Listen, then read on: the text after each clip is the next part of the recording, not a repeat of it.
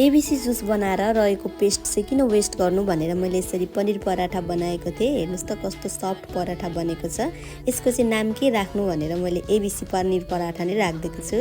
यसको लागि चाहिँ मैले एबिसीको पेस्टमा गहुँको पिठो, ज्वानो, घिउ र नुन राखेर मजाले मुसेको छु र यसलाई चाहिँ अब यसरी हातको सहायताले स्ल्याबमा राखेर मजाले मुस्नु पर्दछ अनि पराठा चाहिँ सफ्ट बन्दछ।